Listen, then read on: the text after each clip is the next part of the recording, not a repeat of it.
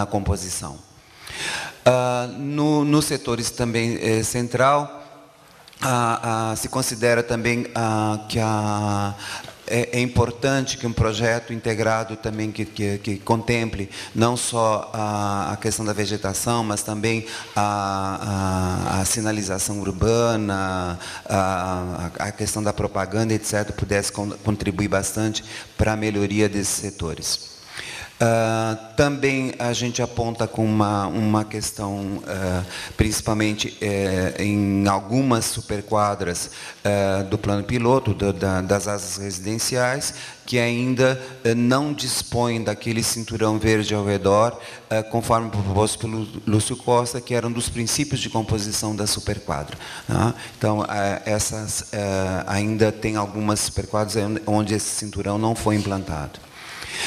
A outra questão, também é uma questão que se repete em todo o Distrito Federal, é o problema das irregularidades e da fiscalização. A gente traz, obviamente, alguns exemplos, mas são vários os exemplos que dizem respeito à questão de irregularidades e problemas de fiscalização, e aqui a gente traz uma ilustração de um comércio local, onde as próprias passagens entre o comércio local e as superquadras passam a ser ocupadas também por estabelecimentos comerciais. Alguns desses comércios locais já nem dispõem mais desses corredores, dessas passagens. Alguns foram transformados em pequenos corredores, etc. Também o uso, a ocupação de áreas públicas destinadas à circulação, em muitos setores, parte da área pública tem sido ocupada por avanços das ocupações das edificações. Se considera importante que, pelo menos, os espaços de circulação, os espaços vinculados ao sistema viário e ao sistema verde, sejam recuperados como espaços públicos. Bom, feito isso, eu passaria então rapidamente para a apresentação dos aspectos específicos, que são então as questões particulares do tema da plenária de hoje. Em relação à Praça dos Três Poderes, o que se observa é que, ao longo do tempo, uma série de ocupações foram sendo implantadas posteriormente àquelas ideias iniciais do plano piloto. Então, a partir da Praça dos Três Poderes, que o Lúcio Costa dizia que aquela plataforma seria, então, uma possibilidade de poder ter uma visual do Cerrado até o lago, hoje em dia já começa a ser comprometido com algumas obstruções de grandes edificações que, de alguma maneira, precisa ser contemplada. Em relação à esplanada dos ministérios, o projeto do Lúcio previa a inclusão entre os ministérios de um edifício que faria a unificação entre os blocos ministeriais. Esse edifício que faria a unificação dos blocos dos ministérios, ele teria uma marquise que pudesse ter uma série de atividades complementares às atividades que pudesse também atender às necessidades dos visitantes e dos usuários dos ministérios. Ela teria também me parece um caráter bastante interessante, na medida que criaria espaços íntimos, intermediários entre o eixo monumental e a própria esplanada. Então, a gente considera que talvez seja interessante retomar a ideia do Lúcio, porque, obviamente, na medida que essa construção não foi feita, uma série de atividades complementares foram sendo instaladas de modo informal. Então, os quiosques, as bancas de revistas, bancas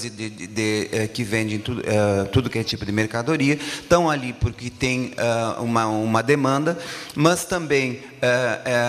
esse aspecto poderia ter sido resolvido pela complementação do projeto do Lúcio em relação à esplanada dos ministérios. Em relação ao eixo monumental leste, Também se considera que a ocupação do canteiro central do eixo monumental seja reservado apenas para eventos relativos à função da capital, isso é, atividades cívicas, manifestações cívicas, etc. Mas que seja evitado o comprometimento, não é só comprometimento visual, etc., mas também do comprometimento do canteiro propriamente dito, de evitar implantar no canteiro central atividades que não tenham esse cunho, mas que tenham utilizado o canteiro, obviamente, como espaço privilegiado. As áreas dos tribunais, a SAFSUL, né, também, que é uma daquelas áreas que foram sendo implantadas após o plano do Lúcio, e que também com edificações de grande porte, e que também, em função de em algumas delas, os estacionamentos subterrâneos ocupam praticamente 100% da área do lote, existe uma dificuldade muito grande de arborização desses setores. Então, se propõe, então, que onde ainda for possível se faça uma arborização adequada, porque eles estão implantados dentro garantindo, então, o caráter bucólico, que era a função desse setor, e também a questão da regularização desses estacionamentos implantados em áreas públicas, que ainda são remanescentes nessa área. Em relação ao setor cultural, os setores culturais norte e sul, a gente fala especificamente na área aqui onde a gente está hoje, né? Também vê a possibilidade de reduzir um pouco a aridez, digamos, do espaço da grande área pavimentada que existe ao redor do Museu da República, né? Já que também o próprio relatório do plano propõe sempre que elementos monumentais ao longo do eixo monumental também sejam mediados sempre por extensões de vegetação, fato que não ocorreu aqui nesse elemento. Em relação ao lado oeste do eixo monumental, a questão da presença de obstruções de grande porte, como o centro de convenções, que ocupa praticamente toda a largura do canteiro do eixo monumental. Então, a gente acha que esse tipo de ocupação deve ser evitada, que essas grandes obstruções devem ser evitadas, e existem outras formas de ocupação bem mais adequadas, como aquelas, por exemplo, que eu poderia citar, daquele setor também que compõe, onde tem o Clube do Choro, por exemplo. Em relação ao eixo monumental oeste, né, o problema que se apresenta é fundamentalmente da dificuldade de articulação entre os setores hoteleiros norte e sul, e é necessário, então, que essas travessias de pedestres, fundamentalmente, sejam estudadas para facilitar essa articulação entre os setores sul e norte, e também resgatar também a proposta de Burle Marx para os projetos de paisagismo existentes para essa área. Em relação à esplanada da torre,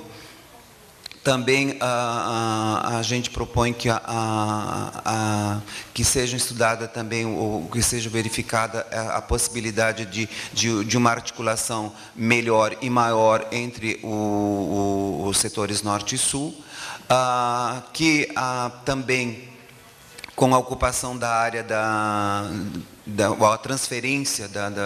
dos feirantes da feira de artesanato para áreas que foi implantada para esse fim, também pudesse permitir também um tratamento, uma redução talvez das áreas pavimentadas e um tratamento paisagístico mais adequado. No setor de divulgação cultural, que eu tinha comentado, existe a disponibilidade de área para complementação do projeto original, que previa algumas atividades um pouquinho em número maior do que aquelas que foram implantadas. O que se considera importante é que a implantação dessas atividades obedeça, então, o critério de escala das edificações, da visibilidade na paisagem, tratamento paisagístico adequado, o tratamento também dos estacionamentos necessários. Em relação à plataforma rodoviária, quer dizer, o elemento central da escala gregária, de acordo com a proposta do Lúcio, ela foi transformada em grande parte numa extensa área de estacionamento. Obviamente, não é essa a ideia de gregário que está embutida na concepção do plano piloto, mas é importante que um projeto especial para a resolução da questão da mobilidade, da permanência de pedestre, obviamente se implica em tratamento da plataforma como uma área que possa ser também oferecer possibilidade de estar, isso ela precisa ter condições de conforto, de segurança para a circulação, mas também com a criação de áreas de estar, que eu acho que é também uma das grandes aspectos vinculados ao setor gregário. Isso também significa rediscutir a questão das barreiras físicas, a mobilidade, a circulação, etc. Também em relação à plataforma rodoviária, que eu também estava comentando, vou passar rapidamente, que não seja simplesmente o espaço de circulação, mas que possa servir como espaço de permanência. Também a gente destaca aqui a necessidade de retomar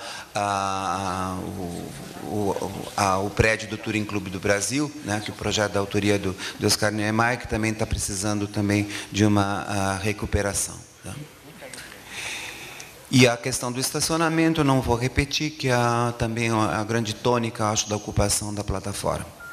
Em relação às superquadras, nós temos também uma série de aspectos que a gente está trazendo aqui para a discussão.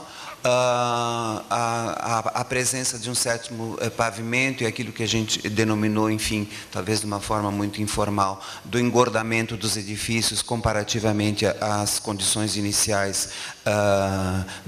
das edificações presentes nas superquadras, e a ausência do cinturão verde densamente arborizado, conforme também previsto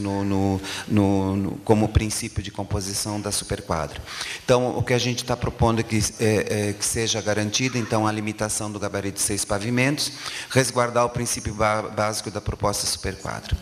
Aqui também, em relação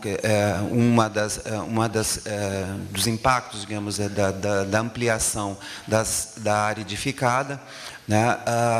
é também a redução dos espaços públicos, a perda quase da noção de superquadra, unidade de vizinhança, e transformando as distâncias entre as edificações quase que em corredores, basicamente utilizados para circulação veicular e estacionamento. Então, a gente está propondo que seja revisada a Lei Complementar 755 de 2007, que permite esse avanço sobre as áreas públicas, e seja, então, rediscutido o impacto, uma vez que a gente já tem uma noção do impacto, do que significou, digamos, a aplicação dessa lei na paisagem, a gente já tem condições de reavaliar. O outro aspecto também, que é um problema que comparece com bastante frequência, é o aumento da permissão de construção de áreas sobre os pilotis, autorizado pela Lei 2046, que autoriza a construção de até 40% dos pilotis. Então, a gente propõe que seja feita uma revisão, porque